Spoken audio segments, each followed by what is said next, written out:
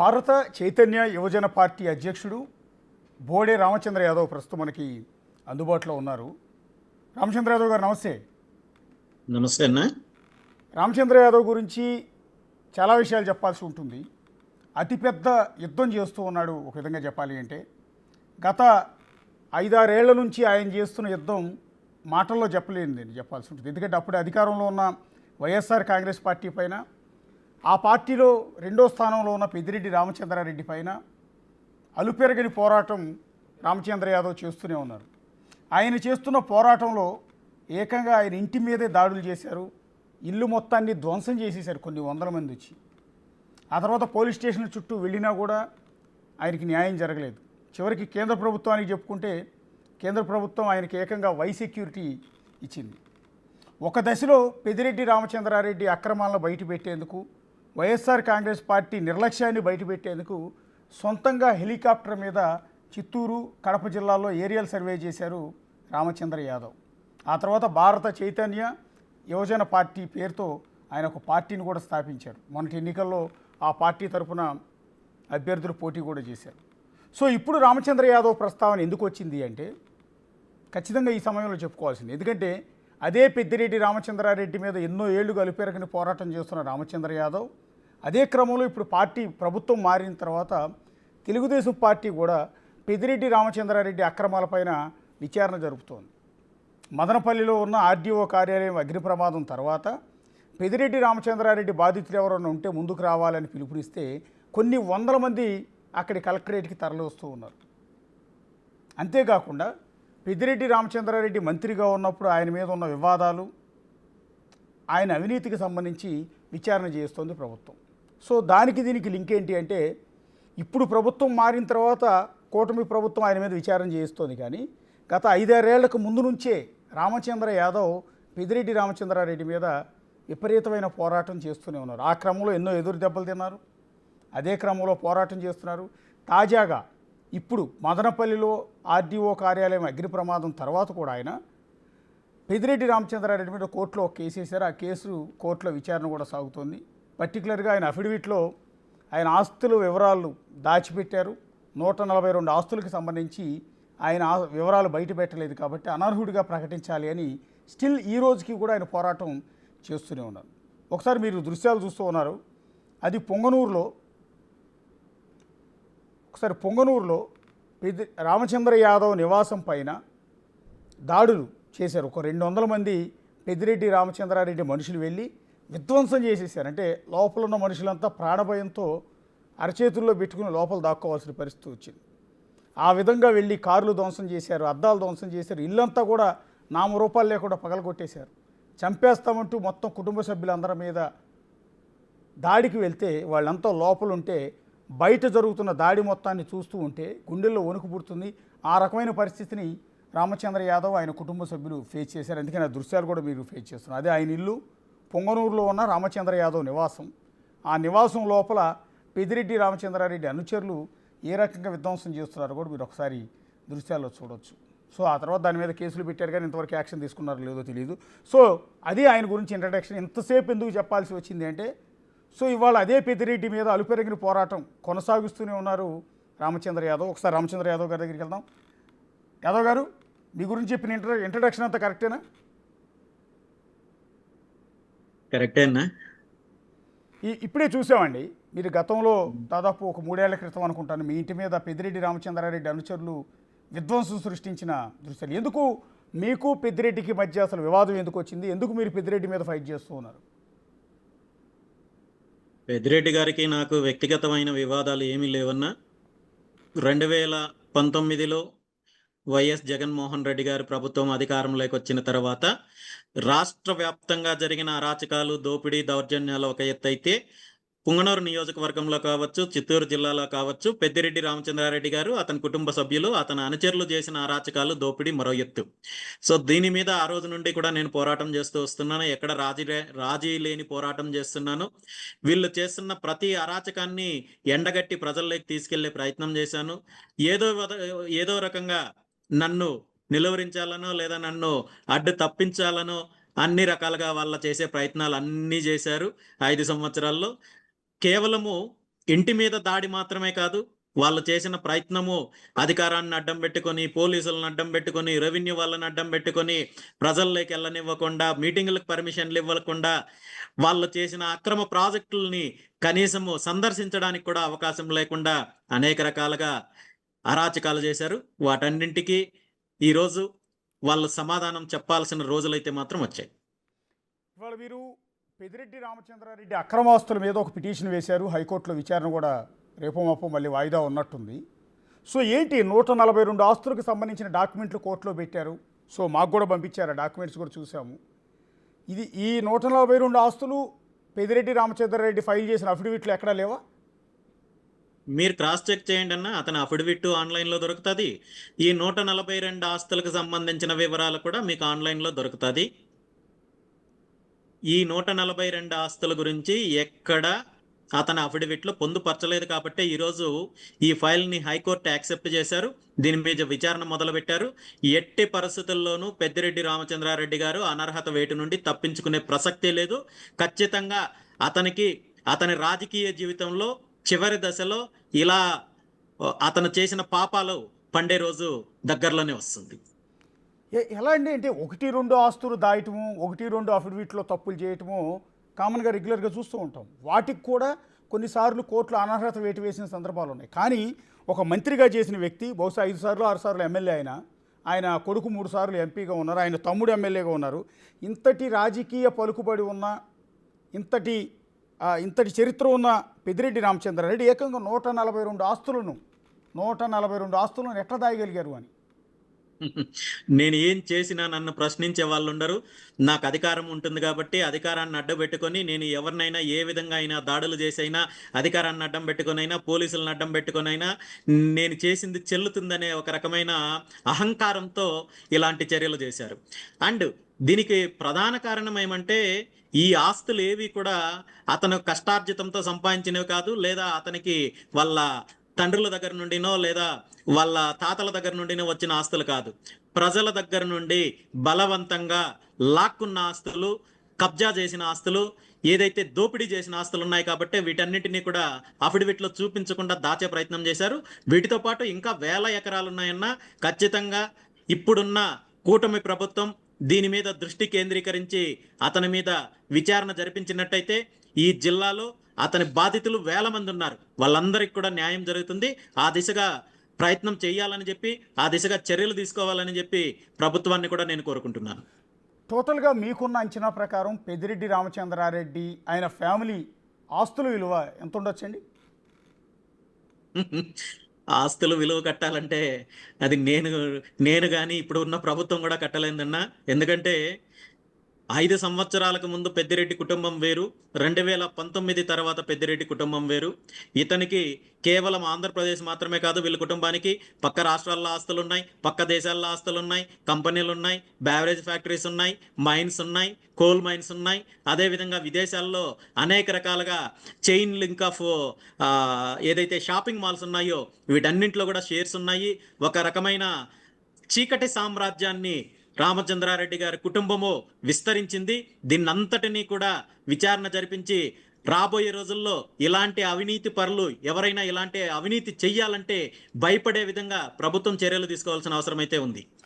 అంటే ఇప్పుడు మీ గురించి అనుకుంటాను, మొన్న మిథున్ రెడ్డి మాట్లాడారు, మాకున్న ఆస్తులన్నీ కూడా మేము అఫిడవిట్లో క్లియర్గా మెన్షన్ చేసాం, మా మీద ఆధారాలు లేకుండా తప్పుడు ఆరోపణలు చేస్తే డిఫమేషన్ కేసు వేస్తామంటూ మిథున్ రెడ్డి చెప్తూ ఉన్నారు.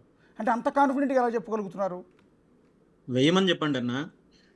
అవి నేను చేస్తున్నవి కేవలం ఆరోపణలు మాత్రమే అన్నప్పుడు నా మీద కేసులు వేయమని చెప్పండి. అదేవిధంగా మిథున్ రెడ్డి గారు మాట్లాడుతూ ఏవైతే అఫిడవిట్లో చూపించామో ఈ ఆస్తులు మాత్రమే మావి అంటున్నారు. మరి ఆ అఫిడవిట్లో చూపించిన వాటి గురించి మీరు ప్రత్యేకంగా చెప్పాల్సిన అవసరం లేదు. అఫిడవిట్లో ఉన్న ఆస్తుల గురించి ప్రతి ఒక్కరికి తెలుస్తుంది. అఫిడవిట్లో లేని ఆస్తుల గురించి మీరు మాట్లాడాలి. అదేవిధంగా మిథున్ రెడ్డి గారు మాట్లాడుతూ పార్టీ కోసం కానీ ఎన్నికల కోసం కానీ మేము ఎక్కడా నిధులు సేకరించలేదు, ఎలక్షన్ ఫండ్ మేము తీసుకోలేదని చెప్పి ప్రెస్ మీట్లో చెప్పడం జరిగింది. వీరు ఏకంగా జనరల్గా పాలిటిక్స్లో ఉన్న వాళ్ళు ఎవరైనా ఎలక్షన్ ఫండ్ ఎవరైనా సపోర్ట్ చేసే వాళ్ళు ఉంటే తీసుకుంటారు. కానీ వీళ్ళు ఏకంగా ఆస్తులు, వాళ్ళకి సంబంధించిన భూములు కబ్జా చేస్తుంటే దీనికి ఇంకా ఎలక్షన్ ఫండ్తో పనేముంటుందన్న? వీళ్ళు చేసిన అరాచకాలు ఈరోజు కేవలం జిల్లాకో ఒక ప్రాంతానికో పరిమితం అవ్వలేదు. పూర్తిగా రాష్ట్రం మొత్తం మీద కూడా వీళ్ళు చేసిన అరాచకాలు బయట వస్తాయి ప్రభుత్వం నిజాయితీగా విచారణ జరిపిస్తే.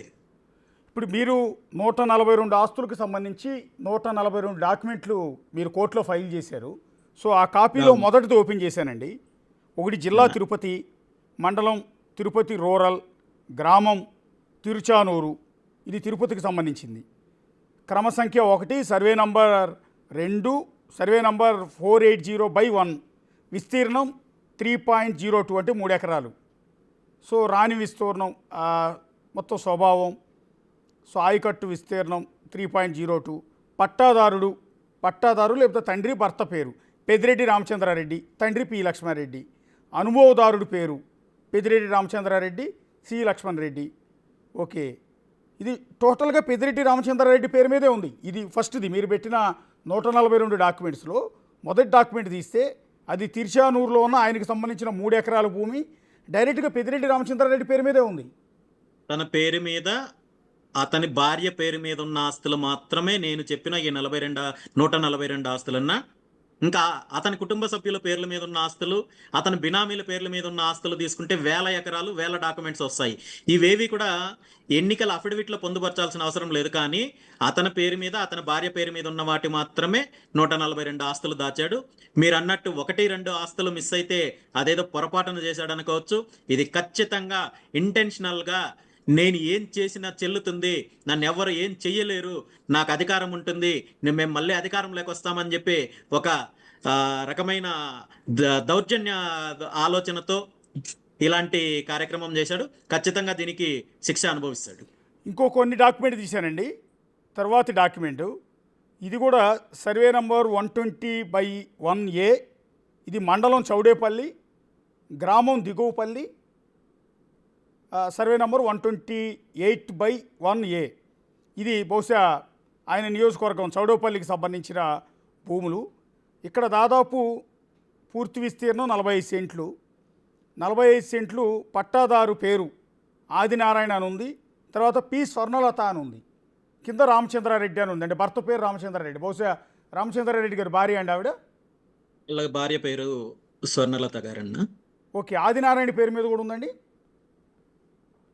సెల్లర్ అంటారు. ఓకే. సో టోటల్గా ఇంకొక జస్ట్ ఊరికే ఒక ఐడియా కోసం చదివి వినిపిస్తున్నాం. 142 చూడండి అన్న. చదవటం ఇంపాసిబుల్. డాక్యుమెంట్ చూడాల్సిన అవసరం లేదు. ప్రతి డాక్యుమెంట్ కూడా వాళ్ళ ఇద్దరికి సంబంధించిన డాక్యుమెంట్లు మాత్రమే అవి. ఇంకొకటి జిల్లా చిత్తూరు ఉంది, మండలం చౌడేపల్లి ఉంది, గ్రామం దిగువపల్లి ఉంది. అక్కడ కూడా సర్వే నంబర్ 128/6లో 9 సెంట్లు అనుకుంటాను, బహుశా పట్టా భూమి అని ఉంది. పట్టా భూమి అక్కడ స్వర్ణలత పేరు మీదే ఉంది డైరెక్ట్గా. పి స్వర్ణలత, భర్త పేరు రామచంద్రారెడ్డి. సో టోటల్గా స్వర్ణలత గారి పేరు మీద ఎన్ని ఎకరాలు ఉంటుందండి? ఏంటన్నా? స్వర్ణలత గారి పేరు మీద ఎన్ని ఎకరాలు ఉంది? ఎన్ని ఎకరాలు అనేది చూడలేదు నేను, కేవలం డాక్యుమెంట్లు మాత్రమే చూశాను. అంటే కొన్ని 100 ఎకరాలు ఆవిడ పేరు మీద ఉందని గత 2-3 రోజుల నుంచి ప్రచారం జరుగుతోంది. 100 ఎకరాలు కాదన్నా, 1000 ఎకరాలు ఉన్నాయి. ఇవి కేవలం ఆంధ్రప్రదేశ్లో మాత్రమే కాదు, పక్క రాష్ట్రాల్లో కూడా ఆవిడ పేరు మీద ఉన్న ఆస్తులు ఉన్నాయి. అదేవిధంగా సింగపూర్ లాంటి కంట్రీల్లో ఆవిడ పేరు పైన బ్యాంక్ అకౌంట్లు ఉన్నాయి, ట్రాన్సాక్షన్స్ ఉన్నాయి. అదేవిధంగా వీళ్ళకి జాంబియా లాంటి కంట్రీల్లో కోల్ మైన్స్ ఉన్నాయి, ఇండోనేషియాలో కోల్ మైన్స్ ఉన్నాయి, బ్యావరేజెస్ ఫ్యాక్టరీలు ఉన్నాయి. రీసెంట్గా పెద్దిరెడ్డి రామచంద్రారెడ్డి గారు ఎలక్షన్ తర్వాత, ఎలక్షన్ రిజల్ట్కి ముందు కూడా వాళ్ళకి సంబంధించిన వాహనాలని విదేశాలకు తరలిస్తున్నారని చెప్పి మీడియాలో వార్త వస్తే అతనే నేరుగా దాని మీద స్పందించి దానికి వివరణ ఇచ్చాడు. ఎస్, మాకు విదేశాల్లో ఆస్తులు ఉన్నాయి, విదేశాల్లో మాకు వ్యాపారాలు ఉన్నాయి కాబట్టి వాటిని తరలిస్తున్నాము, అందులో తప్పేం లేదన్నాడు. తప్పు లేదు, విదేశాల్లో వ్యాపారాలు ఉండడం తప్పు లేదు. కానీ విదేశాల్లో ఉన్న వ్యాపారాల గురించి, అకౌంట్ల గురించి ఖచ్చితంగా ఎన్నికల నియమావళి ప్రకారము అఫిడవిట్లో పొందుపరచాలి. అలాంటి వివరాలు ఏవి కూడా ఆయన పొందుపరచలేదు. ఆ విషయాన్ని కూడా మీరు ఆయన అఫిడవిట్ గమనిస్తే అర్థమవుతుంది. సార్, టోటల్గా రేపు కోర్టు విచారణ జరిగితే ఖచ్చితంగా పెద్దిరెడ్డి రామచంద్రారెడ్డి మీద అనర్హత వేయబడే అవకాశం ఉంటుంది అనుకుంటున్నారా? 100% ఎట్టి పరిస్థితుల్లోనూ అనర్హత వేటు నుండి తప్పించుకునే అవకాశం లేదు. కాబట్టే ఈరోజు అలాంటి అవకాశం లేదు కాబట్టే వాటికి సంబంధించిన ఆధారాలన్నింటినీ కూడా చెరిపేయాలనే మదనపల్లి సబ్ కలెక్టర్ ఆఫీస్లో ఉన్న ఫైల్స్ను దగ్ధం చేయడం కావచ్చు, అక్కడ అరాచకాలు చేయడం కావచ్చు, వీటన్నింటికీ కూడా మూలం ఇదే అన్న. దాని నుండి తప్పించుకోవడానికి ప్రయత్నం చేస్తున్నారు, కానీ అలాంటివేవి జరగవు.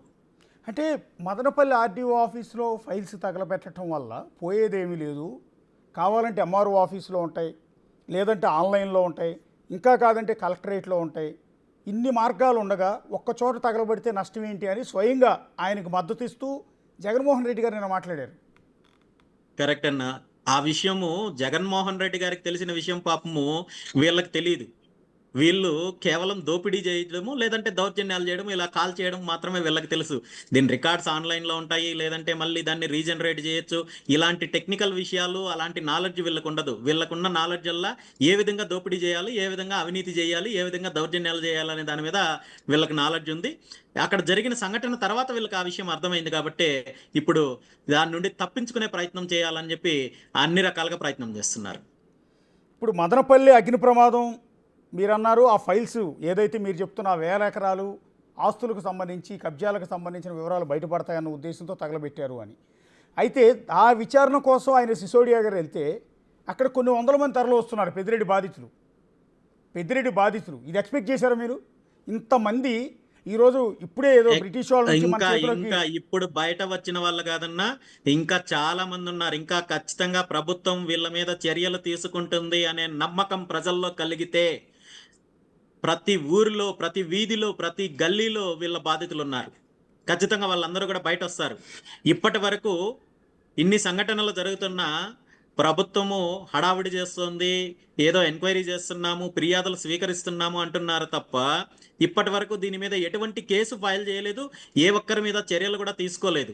కనీసం ఎఫ్ఐఆర్ ఫైల్ చేయలేదు కాబట్టి ప్రజలు ఇంకా అనుమానిస్తున్నారు.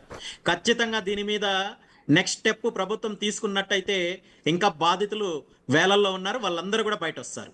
సో సిఐడి వల్ల మీరు అనుకుంటున్నట్టు రామచంద్రారెడ్డి గారు, అతని అనుచరులు, అతని కుటుంబ సభ్యుల మీద కేసు ఫైల్ చేయడానికి కావాల్సిన ప్రాథమిక సాక్ష్యాధారాలు ఇప్పటికే ప్రభుత్వం వద్ద ఉన్నాయి.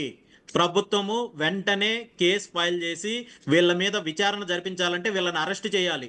నిందితులు ఎవరైతే ఉన్నారో వాళ్ళు బయట ఉండి ఏదైతే ఈ రికార్డులను తారుమారు చేస్తూ అన్ని రకాలుగా ప్రలోభాలకు గురి చేస్తూ అధికారులను ఇబ్బంది పెడుతూ చేస్తుంటే విచారణ ఎలా ముందుకెళ్తుంది, దీని మీద నిజానిజాలు ఎలా బయటకు వస్తాయన్నా ఖచ్చితంగా వెంటనే వీళ్ళు ప్రభుత్వం చేయాల్సింది ఏంటంటే దీని మీద ప్రాథమిక ఆధారాలు ఉన్నాయి కాబట్టి ఖచ్చితంగా వీళ్ళ మీద చర్యలు తీసుకోవడానికి కావాల్సిన అన్ని సాక్ష్యాధారాలతో ఉన్నాయి. ఖచ్చితంగా వెంటనే కేసు ఫైల్ చేసి వీళ్ళని, వీళ్ళ కుటుంబ సభ్యులని, వీళ్ళ అనుచరులు ఎవరైతే ఈ స్కామ్లో ఉన్నారో వీళ్ళందరినీ అరెస్ట్ చేసినప్పుడే అది జరుగుతుంది.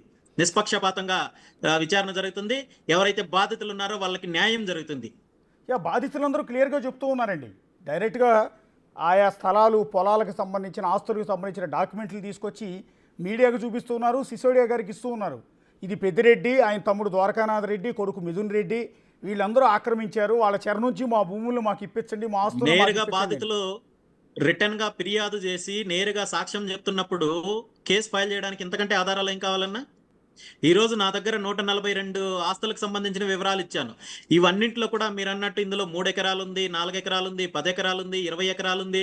అదే విధంగా 2 సెంట్లు, 3 సెంట్లకు సంబంధించిన భూములు కూడా ఉన్నాయి, పత్రాలు కూడా ఉన్నాయి. నిజంగా మీరు ఆలోచించండి, పెద్దిరెడ్డి రామచంద్రారెడ్డి గారు 2 సెంట్లు భూమి కొనే అంత స్థాయి వ్యక్తి అన్న? 2 సెంట్లు, 3 సెంట్లు భూములు కొనుక్కునే స్థాయి ఉందా ఆయనకి? ఆయన స్థాయి అదే. ఈ 2 సెంట్లు, 3 సెంట్లు కూడా అతని పేరు మీద, అతని భార్య గారి పేరు మీద రాసుకున్నాడంటే ఇది కొనుక్కున్న ఆస్తి కాదు, కబ్జా చేసిన ఆస్తి, దౌర్జన్యంగా బలవంతంగా రాపిచ్చుకున్న ఆస్తి. ఇవన్నీ కూడా వీటన్నిటికి సంబంధించిన బాధితులు ఎవరైతే ఉన్నారో వీళ్ళందరినీ కూడా విచారణ చేస్తే పూర్తి నిజాలు బయట వస్తాయి. మీరు చెప్తుంటే ఇప్పుడే చూస్తూ ఉన్నానండి. ఎంటైర్ డాక్యుమెంట్లు కొన్ని 10 ఎకరాలు ఉన్నాయి, కొన్ని 8 ఎకరాలు ఉన్నాయి, కొన్ని మీరు చెప్పినట్టు 3 సెంట్లు కూడా, 3 సెంట్లు, 4 సెంట్లు కూడా ఉన్నాయి. ఇవన్నీ కూడా ఎక్కడెక్కడ దొరికితే అక్కడంతా దోచేశారు. పేద ప్రజలకు సంబంధించిన ఆస్తులు పూర్తిగా వాళ్ళకి ఎక్కడెక్కడ కలిసి వస్తుందో అదంతా కూడా నిర్మోహమాటంగా అధికారాన్ని అడ్డం పెట్టుకుని దోచేశారు. కాబట్టి ఈ రోజు ఈ ఆస్తులకు సంబంధించిన వివరాలు ఏవి తను అఫిడవిట్లో పొందుపరిచే కార్యక్రమం చేయలేదు. ఇప్పుడు పెద్దిరెడ్డి రామచంద్రారెడ్డికి సంబంధించి 2 చోట్ల ఫైల్స్ తగలబడినాయండి. ఒకటి ఆయన శాఖకు సంబంధించిన ఫైల్స్ అన్నింటినీ విజయవాడలో కృష్ణానది ఒడ్డు మీద తగలబెట్టారు, మదనపల్లిలో ఆర్డీఓ ఆఫీసులో తగలబెట్టారు. సో ఆయన శాఖలో కూడా, ఆయన నిర్వహించిన శాఖలో, అంటే మైనింగ్ శాఖ బహుశా అయిందే అనుకుంటారు లాస్ట్ టైము, సో కరెక్ట్. దానిలో కూడా అవినీతి జరిగిందా? దానికి సంబంధించిన ఆధారాలు ఏమైనా ఉన్నాయా మీకు? వీటన్నిటిని కూడా ఇంకా వస్తున్నాయన్న. ఏదైతే అనంతపురం జిల్లాలో మైన్స్‌కి సంబంధించిన ఒక థర్డ్ పార్టీ కంపెనీని పెట్టి వాళ్ళ ద్వారా ఏ విధంగా మైన్స్ చేస్తున్న వాళ్ళని వేధించారో, ఈ కంపెనీలు రాయల్టీ కోసం ఏ విధంగా ఏది వేధించారో, ఈ రాయల్టీ అంతా కలెక్ట్ చేసి నేరుగా ప్రభుత్వానికి చెల్లించకుండా ఏ విధంగా దారి మళ్లించారో వాటన్నింటి మీద కూడా ఈ మధ్య కూడా మీరు దీని మీద పూర్తిగా మీడియాలో న్యూస్ చూసింటారు. అయితే ఇక్కడ వీళ్ళు దౌర్జన్యాలు చేశారు, వీళ్ళు అక్రమాలు చేశారు, ఆస్తులు దోచుకున్నారు, భూములు దోచుకున్నారు అనే దానికి పూర్తి ఆధారాలు ఉన్నాయి. ఆధారాలతో సహా బయటొస్తున్నాయి. ఇప్పుడు ప్రభుత్వం వైపు నుండి స్పందించాల్సింది, ప్రభుత్వము దీని మీద ఏం చర్యలు తీసుకుంటోందనే దాని మీద ప్రభుత్వము సమాధానం చెప్పాల్సిన అవసరం ఉంది. మొన్న అసెంబ్లీలో స్వయంగా సీఎం చంద్రబాబు నాయుడు గారు మీ పేరు చదివి వినిపించారండి. పవర్ పాయింట్ ప్రజెంటేషన్లో ఆంధ్రప్రదేశ్లో జగన్మోహన్ రెడ్డి అధికారంలో ఉన్న 5 ఏళ్లలో ఎక్కువ మంది పొలిటికల్ లీడర్లు ఎవరు సఫర్ అయ్యారు, ఆయన ప్రభుత్వాన్ని ప్రశ్నించిన వారిలో ఎవరెవరి మీద ఎన్నెన్ని కేసులు పెట్టారు అనేది టోటల్గా ఒక లిస్ట్ అంతా చదివి వినిపించారు. అందులో బోడే రామచంద్ర యాదవ్ బీసీవై పార్టీ అధినేత అని మీ పేరు కూడా దానిలో క్లియర్గా ఉంది. అవునన్నా. ఎన్ని కేసులు పెట్టారండి మీ మీద? నా మీద 27 కేసులు ప్రజెంట్ పెండింగ్ లో ఉన్నవి 27 కేసులు ఉన్నాయన్న. అరెస్టులు ఏమైనా జరిగాయండి? వాళ్ళు ప్రయత్నాలు చేశారు, కోర్టుల ద్వారా పూర్తిగా అన్ని ఎదుర్కొన్నామన్నా. అంటే దాదాపు ఒక 5-6 ఏళ్ల నుంచి పెద్దిరెడ్డి మీద మీరు ఈ రకమైన యుద్ధం చేస్తూనే ఉన్నారు కదండి. 2019 నుండి కూడా నేను రాజకీయాల్లోకి వచ్చినప్పటి నుండి పెద్దిరెడ్డి అతని కుటుంబం మీద వాళ్ళు చేస్తున్న అరాచకాల మీద పోరాటం చేస్తున్నామన్నా. మరి మీ ఆస్తులు ధ్వంసం జరిగింది, మిమ్మల్ని భయపెట్టారు, అవసరమైతే మిమ్మల్ని చంపేస్తామన్నారు. ఇన్ని జరిగిన తర్వాత కూడా వెనక్కి తగ్గలేదు ఎందుకనండి? అంటే సహజంగా చాలామందికి భయం వచ్చేస్తున్నా మనకెందుకు అని. ఇవాళ కూడా చాలామంది వణుకు పుడుతుంది. చాలా కార్యక్రమాలు చేశారన్నా. ఎన్నికలకు ముందు చేశారు, కేసులు పెట్టారు, తప్పుడు కేసులు పెట్టారు, అట్రాసిటీ కేసులు పెట్టారు, 307 కేసులు పెట్టారు. అంతా జరిగిన తర్వాత ఎన్నికల నోటిఫికేషన్ వచ్చిన తర్వాత ప్రశాంతంగా మేము ఎన్నికల ప్రచారం నిర్వహిస్తుంటే వాళ్ళ సొంత మండలంలోకి మేము వెళ్ళామని చెప్పి పూర్తిగా మా వాళ్ళ మీద అందరి మీద దాడులు చేశారు, ఆ మహిళల మీద దాడులు చేశారు, అరాచకాలు చేశారు, వాహనాలను తగలబెట్టారు, వాహనాలపైన దాడులు చేశారు. సాక్షాత్తు సదం పోలీస్ స్టేషన్ ముందు నా ప్రచార రథాన్ని పెట్రోల్ పోసి కాల్ చేస్తే వీళ్ళెవ్వరి మీద చర్యలు తీసుకోకుండా నా మీద నా వాళ్ళ మీద 307 కేసులు పెట్టారన్న పోలీసులు. అది పెద్దిరెడ్డి అధికారము ఏ విధంగా దుర్వినియోగం చేశారని చెప్పడానికి వేల సంఘటనలు ఉన్నాయి. అందులో ఇవన్నీ చాలా చిన్న చిన్నవన్నా. ఇప్పుడు ఆయన మీద పోరాటంలో భాగంగానే మీరు పార్టీ పెట్టారా? పార్టీకి అతని మీద పోరాటానికి సంబంధం లేదన్నా. పార్టీ పెట్టడానికి కారణము ఈ రాష్ట్రంలో ప్రత్యామ్నాయ రాజకీయం కావాలి. ఏదైతే ఈ వారసత్వ పార్టీలు, కుటుంబ పార్టీలు ఉన్నాయో వీటికి ప్రత్యామ్నాయంగా ఒక ప్రజా రాజకీయం దిశగా రాష్ట్రంలో ప్రభుత్వం రావాలి. రైతులకు, యువతకు, బలహీన వర్గాలకు మంచి చేసే ప్రభుత్వం కావాలి. అలాంటి రాజకీయాలు కావాలి. కాబట్టి ప్రత్యామ్నాయ రాజకీయాల కోసమే భారత చైతన్య యువజన పార్టీ ఆవిర్భావం జరిగింది. అదేవిధంగా పార్టీ ఆవిర్భవించిన 1 సంవత్సరంలో పూర్తిగా ప్రజల్లోకి పార్టీని, పార్టీ సిద్ధాంతాలని, పార్టీ మేనిఫెస్టోని తీసుకెళ్లడంలో పూర్తిగా సక్సెస్ అయ్యాము. అయితే మొన్న ఎన్నికలు ఏవైతే గత ఎన్నికలు జరిగాయో ఇవి ఒక ప్రత్యేకమైన పరిస్థితుల్లో జరిగాయి. ఈ రాష్ట్రంలో గత 5 సంవత్సరాల నుండి జగన్మోహన్ రెడ్డి గారి ప్రభుత్వం చేస్తున్న అరాచకాలు, దౌర్జన్యాలు పూర్తిగా రాష్ట్ర చరిత్రలో కాదు దేశ చరిత్రలో ఇలాంటి ప్రభుత్వాన్ని ప్రజలు చూడలేదు. ఏ విధంగా అయినా సరే జగన్మోహన్ రెడ్డి ప్రభుత్వాన్ని ఇంటికి పంపించాలి అనే ఉద్దేశంతో, ఓట్లు చీలకూడదనే ఉద్దేశంతో మొన్న జరిగిన ఎన్నికల్లో కూటమి ప్రభుత్వానికి, కూటమి పార్టీలకు మద్దతు ఇచ్చారు. కానీ రాబోయే రోజుల్లో బీసీవై పార్టీ ఖచ్చితంగా ప్రజల పక్షాన, రైతుల పక్షాన, పేదల పక్షాన, యువత పక్షాన పోరాటం చేస్తుంది. ఈ రాష్ట్ర రాజకీయాల్లో ఒక ప్రత్యామ్నాయ రాజకీయం కోసము బీసీవై పార్టీ ఎప్పుడు ముందుంటుంది. అంటే అదే పొంగనూరుకు సంబంధించి, ఆ చిత్తూరు జిల్లాకు సంబంధించిన టీడీపీ నేతలు కానీ, జనసేన నేతలు కానీ ఎవరు కూడా పెద్దిరెడ్డి పేరు, అంటే ఆయన అధికారంలో ఉన్నప్పుడు, ఆ పార్టీ అధికారంలో ఉన్నప్పుడు ఆయన పేరు తలచడానికి కూడా భయపడ్డారు. ఎక్కడ కేసులు పెట్టించి లోపలేస్తారో, ఎక్కడ దాడులు చేస్తారో అని.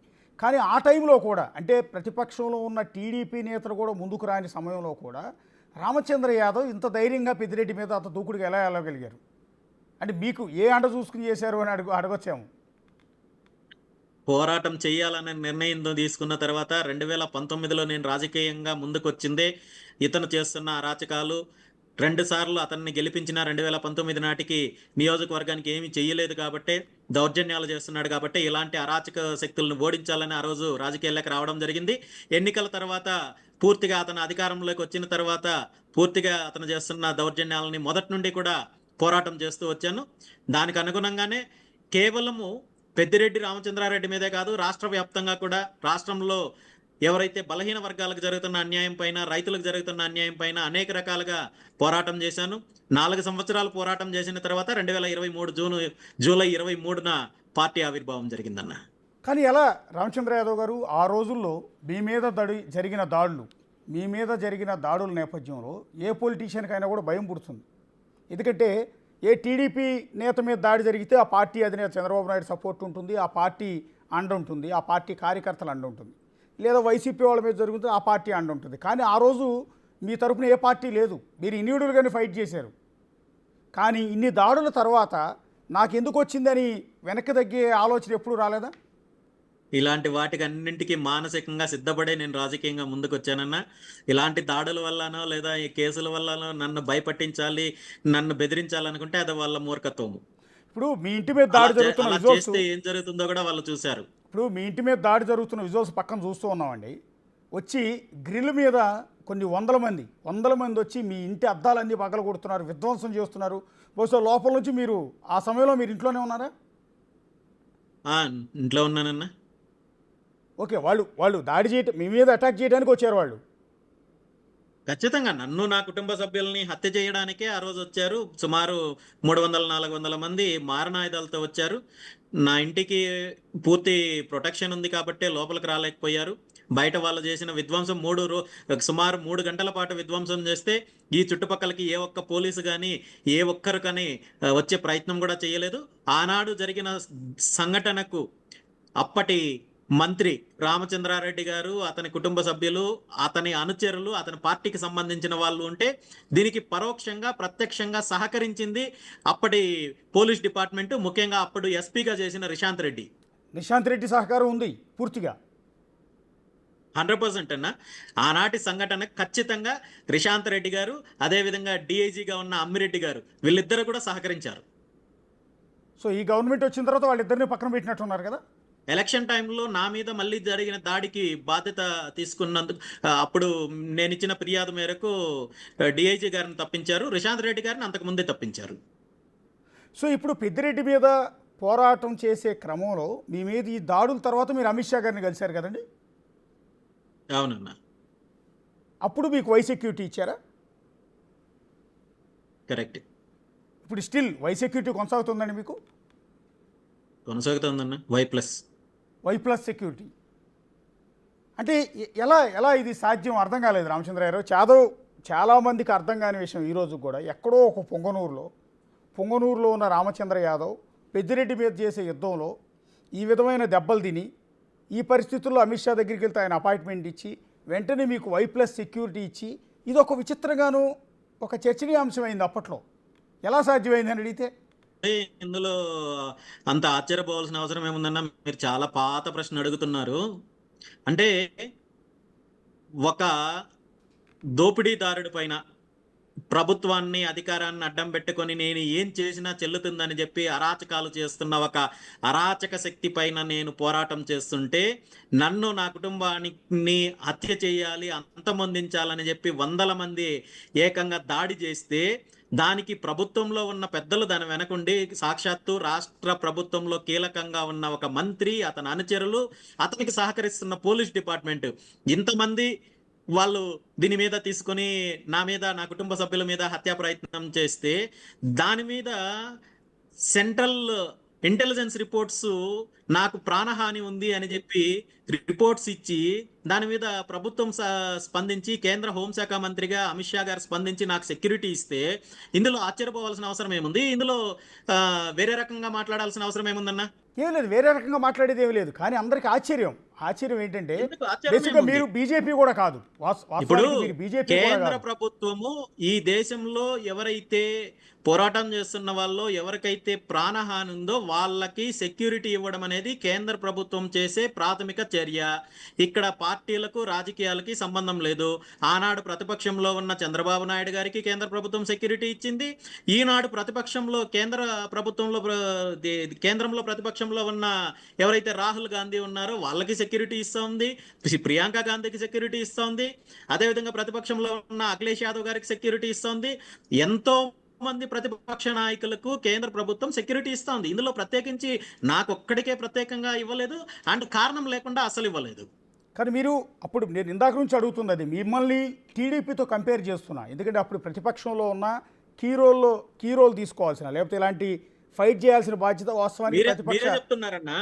అప్పుడున్న పరిస్థితుల్లో ప్రభుత్వం చేస్తున్న అరాచకాలు, ముఖ్యంగా జగన్మోహన్ రెడ్డి గారి ప్రభుత్వాన్ని ఎదిరించడానికి అప్పుడున్న ప్రధాన ప్రతిపక్షం తెలుగుదేశం పార్టీ నాయకులు కానీ పార్టీ కానీ ముందుకు రాని పరిస్థితుల్లో నేను ఆ రోజు ముందుకొచ్చి మాట్లాడాను, ఆ రోజు ముందుకొచ్చి ఎదుర్కొన్నాను, వీళ్ళ మీద పోరాటం చేశాను, వీళ్ళు చేస్తున్న అరాచకాల మీద మాట్లాడాను, వీళ్ళు చేస్తున్న అరాచకాల మీద దౌర్జన్యాల మీద ఎదిరించాను. కాబట్టి ఆ రోజు నా మీద అటాక్ చేయాలని, నన్ను అంతమందించాలని చెప్పి చూశారు. వీటన్నిటికి సంబంధించిన రిపోర్ట్స్ బేస్ చేసుకునే కేంద్ర ప్రభుత్వం నాకు సెక్యూరిటీ ఇచ్చింది తప్ప ఇందులో ప్రత్యేకంగా నా మీద అభిమానంతో ఇంకోటి అయితే మాత్రం కాదు. నేను అదేనండి, ఆ రోజు టీడీపీ కూడా ఈ స్థాయిలో పెద్దిరెడ్డి మీద ఫైట్ చేయలేదు. ఒక రామచంద్ర యాదవ్ చేశారు. నాకు ఆశ్చర్యం, ఈరోజు కూడా వార్త నేను కూడా కవర్ చేశాను. మీరు హెలికాప్టర్లో ఏరియల్ సర్వే చేశారు పెద్దిరెడ్డికి సంబంధించి. అప్పుడు బహుశా కడప జిల్లాలో ఉన్న కొన్ని ప్రాజెక్ట్ డ్యాములు కట్టదెగిపోయినాయి. ఆ సందర్భాల్లో మీరు ఒక ఏరియల్ సర్వే కూడా చేశారు. అది కూడా విపరీతమైన పొలిటికల్ వర్గాల్లో డిస్కషన్ పాయింట్ అయింది. అంటే పెద్దిరెడ్డి రామచంద్రారెడ్డి ప్రాజెక్టుల పేరు చెప్పి అతని కంపెనీకి ప్రజా సొమ్మును, ప్రభుత్వ సొమ్మును వేల కోట్ల రూపాయలు, సుమారు 3 ప్రాజెక్టుల పేరు చెప్పి 2150 కోట్ల రూపాయలను దోచేయాలని చూస్తే, ఆనాడు రైతులందరూ కూడా నేషనల్ గ్రీన్ ట్రిబ్యునల్కి వెళ్ళి ఇక్కడ ప్రాజెక్టులకు అనుమతులు లేకుండా ఇక్కడ ఏదైతే అక్రమంగా ప్రాజెక్టులు నిర్మిస్తున్నారని చెప్పి కోర్టుకు వెళ్తే, ఆనాడు నేషనల్ గ్రీన్ ట్రిబ్యునల్ వాళ్ళు ఈ ప్రాజెక్టులను వెంటనే నిలిపివేయాలి, అదేవిధంగా 100 కోట్ల రూపాయలు జరిమానా కట్టాలని చెప్పి తీర్పునిచ్చిన తర్వాత కూడా అధికారాన్ని అడ్డం పెట్టుకొని కోర్టులు తీర్పునిచ్చినా మేము పట్టించుకోము, మేము పనులు చేస్తాము, మేము బిల్లులు చేసుకుంటామని చెప్పి దౌర్జన్యాలు చేస్తుంటే, ఆనాడు ప్రాజెక్టులను సందర్శించాలి, రైతులకు అండగా నిలబడాలి, రైతుల పక్షాన పోరాటం చేయాలని చెప్పి నేరుగా వెళ్ళి ప్రాజెక్టులు సందర్శించడానికి వెళితే పోలీసులను అడ్డం పెట్టుకొని మమ్మల్ని అక్కడికి రానివ్వకుండా చేయడంతో పాటు మా మీద కేసులు పెట్టారు, అట్రాసిటీ కేసులు పెట్టారు. కాబట్టి నిజాలు ప్రజలకు తెలియాలనే ఆ రోజు ఏరియల్ సర్వే చేయడం జరిగింది. ఖచ్చితంగా ఇలాంటి ప్రాజెక్టులను అడ్డం పెట్టుకుని దోపిడీ చేసిన సొమ్ము ఏదైతే ఉందో, ప్రభుత్వ ధనాన్ని అయితే తన కంపెనీకి అప్పనంగా పూర్తిగా దోపిడీ చేశారో, వీటన్నింటి మీద కూడా ఇప్పటి ప్రభుత్వము విచారణ జరిపి వాటన్నింటి మీద కూడా చర్యలు తీసుకోవాలి. అదేవిధంగా తిన్న సొమ్మును కక్కించాల్సిన బాధ్యత కూడా ఇప్పటి ప్రభుత్వానికి ఉందన్న. ఇప్పుడు చంద్రబాబు నాయుడు ప్రభుత్వం అంటే కూటమి ప్రభుత్వం మిమ్మల్ని సహకారం అడిగితే, ఈ కేసులు ఇన్వెస్టిగేషన్ కావచ్చు, ఆధారాలు సేకరించడం కావచ్చు, మెయిన్ మీరు సఫరర్ కూడా కాబట్టి మీ నుంచి సహకారం అడిగితే చేస్తారా? ఖచ్చితంగా అన్న. రామచంద్రారెడ్డి చేసిన అరాచకాలు, దోపిడీ మీద తీసుకునే చర్యల్లో భాగంగా నా వైపు నుండి 100% సహకారం ఉంటుంది. ఆ అవసరం ప్రభుత్వానికి లేదని నేను భావిస్తున్నాను. ఎందుకంటే ప్రభుత్వంలో ఉన్న వాళ్ళు వీటన్నింటినీ తీసుకొని ఆధారాలు తీసుకోవడం అనేది పెద్ద మ్యాటర్ కాదు.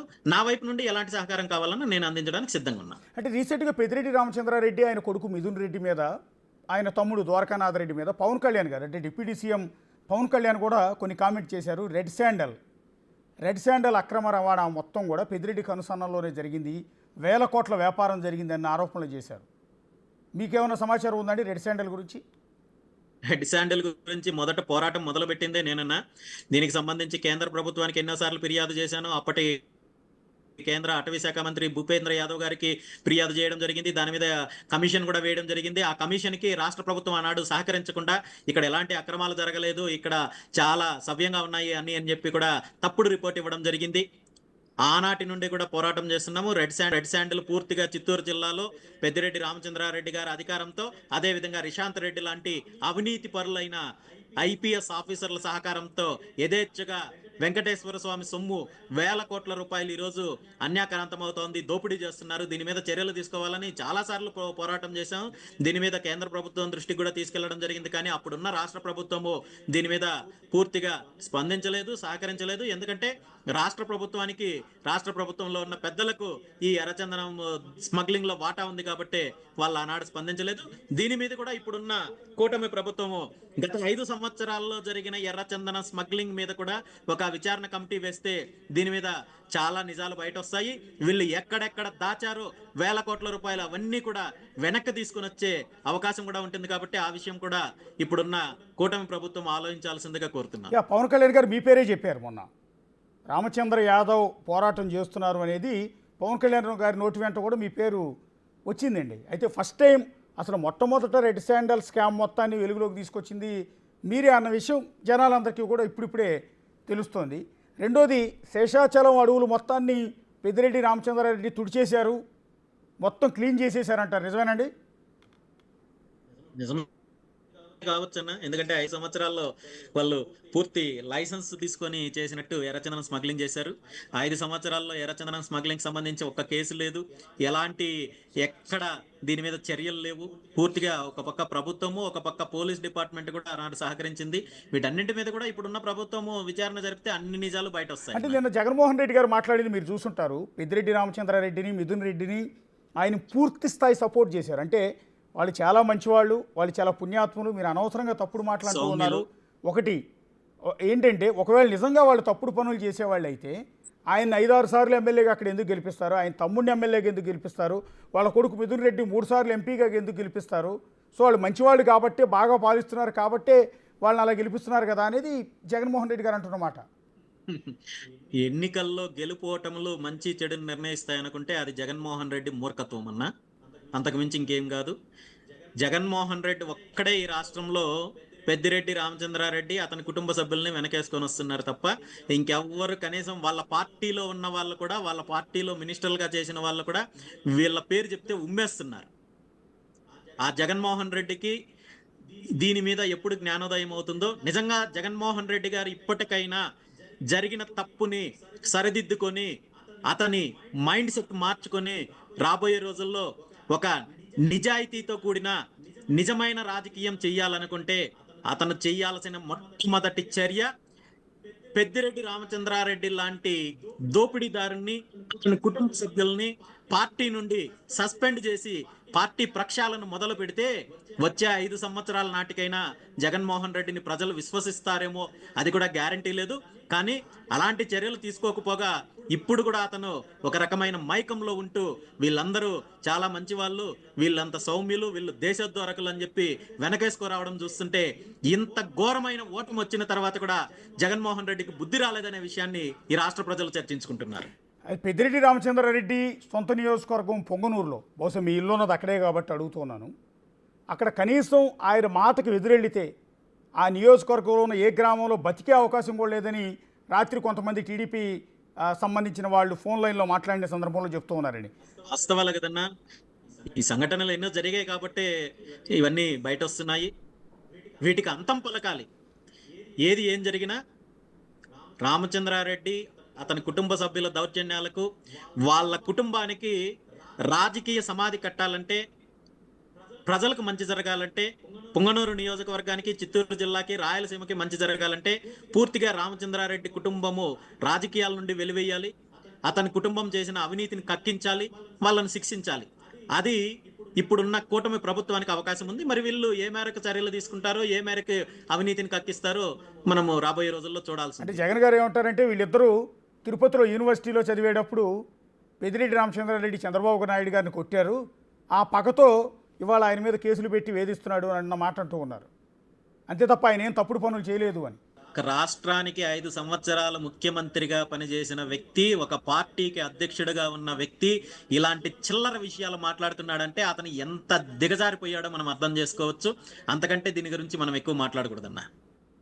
టోటల్గా ఫైనల్గా ఒక మాట అండి, ఈ పోరాటం ఎప్పటి వరకు ఉంటుంది, ఏ స్థాయిలో ముందుకెళ్ళగలుగుతారు, ఈ అల్టిమేట్గా ఈ పోరాటంలో విజయం సాధిస్తానన్న నమ్మకం ఎప్పటికీ ఉందా రామచంద్ర యాదవ్ గారు? ఖచ్చితంగానా, నా పోరాటం ఎప్పటికీ ఆగదు. నేను ఏ లక్ష్యంతో అయితే రాజకీయంగా ముందుకొచ్చానో, ఏ లక్ష్యంతో, ఏ ఆశయాలతో అయితే భారత చైతన్య యువజన పార్టీని స్థాపించానో, ఆ లక్ష్యాలని సాధించేంత వరకు, ఆశయాన్ని సాధించేంత వరకు కూడా పోరాటం చేస్తాను. అందులో మధ్యలో వచ్చే ఇబ్బందులు, ఆటంకాలు, కేసులు వీటన్నిటినీ కూడా ఎదుర్కోవడానికి నేను మానసికంగా సిద్ధంగా ఉన్నాను. ఖచ్చితంగా ఈ రాష్ట్రంలో ఒక ప్రత్యామ్నాయ రాజకీయము, ప్రజా రాజకీయం కోసము, రైతులకు మంచి చేసే రాజకీయం కోసము, యువతకు మంచి చేసే దీనికోసము, బడుగు బలహీన వర్గాలకు మంచి చేయడం కోసము నేను చివరి శ్వాస వరకు కూడా పోరాటం చేస్తాను. ఇందులో ఎటువంటి అనుమానం లేదు. థ్యాంక్ యూ రామచంద్ర యాదవ్ గారు. థ్యాంక్ యూ అన్న. అది భారత చైతన్య యువజన పార్టీ అధ్యక్షుడు రామచంద్ర యాదవ్ ఇప్పటివరకు అనేక అంశాలు చెప్తూ వచ్చారు. పెద్దిరెడ్డి రామచంద్రారెడ్డి అవినీతి పైన, అక్రమాలపైన ఎన్నో ఏళ్ల నుంచి పోరాటం చేసే క్రమంలో ఆయన ఎన్నో ఎదురు దెబ్బలు కూడా తిన్నారు. ఏకంగా వ్యక్తిగతంగా ఆయన ఇంటి మీద దాడులు చేశారు, ఆస్తుల మీద దాడులు చేశారు. చివరికి కేంద్ర ప్రభుత్వానికి చెప్పించుకుని చివరికి వై సెక్యూరిటీ తెచ్చుకోవాల్సిన పరిస్థితి. వై+ సెక్యూరిటీ ఉంది ప్రస్తుతం. వై+ సెక్యూరిటీలోనే అదే పొంగనూరులో నివాసంలో ఉంటూ ఈ పార్టీని నడుపుతూ ఉన్నారు రామచంద్ర యాదవ్. సో ఆయన పోరాటం ఇందాక నుంచి నేను చెప్తున్నట్టుగా అప్పట్లో టీడీపీ నేతలు కూడా ఈ స్థాయిలో ఫైట్ చేయాలి చిత్తూరు జిల్లాలో. కానీ ఏ పార్టీ అండదండలు లేకపోయినా రామచంద్ర యాదవ్ ఆ రోజు పెద్దిరెడ్డి మీద యుద్ధం చేస్తూనే ఉన్నారు. ఇకపైన కూడా చేస్తానని ఆయన చెప్తున్నారు. ఈ పోరాటంలో అల్టిమేట్గా రామచంద్ర యాదవ్ ఎంతవరకు విజయం సాధిస్తారన్నది చూడాల్సి ఉంటుంది. ఇప్పుడు కూటమి ప్రభుత్వం అధికారంలోకి వచ్చింది కాబట్టి ఆ ప్రభుత్వం ఖచ్చితంగా దీని మీద విచారణ జరుపుతుందన్న ఆశాభావాన్ని రామచంద్ర యాదవ్ వ్యక్తం చేస్తున్నారు. అటువైపు ప్రభుత్వం కూడా విచారణ జరుపుతోంది. ఇప్పటికే కొన్ని వందల మంది రామచంద్రారెడ్డి బాధితులంతా కూడా ముందుకొచ్చి అధికారులకు ఫిర్యాదులు చేస్తూ ఉన్నారు, మా ఆస్తులు లాక్కున్నారు అని. సో ఇటు రామచంద్ర యాదవ్ ఏదైతే చెప్తూ ఉన్నారో ఒక దుర్మార్గమైన పరిపాలన అక్కడ ఉంది. సో రాష్ట్రం అంతా జరిగే దోపిడీ అంతా ఒక ఎత్తు అయితే ఒక్క పెద్దిరెడ్డి కుటుంబం చేసిన దోపిడీ మరొక ఎత్తు. కాబట్టి ఈ ఆస్తుల్ని అవసరమైతే ప్రభుత్వం స్వాధీనం చేసుకోవాలి. వాళ్ళని రాజకీయం నుంచి పెద్దిరెడ్డి రామచంద్రారెడ్డి, ఆయన కొడుకు మిథున్ రెడ్డి, ఆయన తమ్ముడు ద్వారకానాథ్ రెడ్డి, ఇంకా వాళ్ళని చేరగడం పూర్తిగా రాజకీయాల్లో లేకుండా చేయాలి అనేది రామచంద్ర యాదవ్ చేస్తున్న ఒక విజ్ఞప్తి. సో చూద్దాం ఈ పోరాటంలో అల్టిమేట్గా ఏం జరుగుతుందనేది.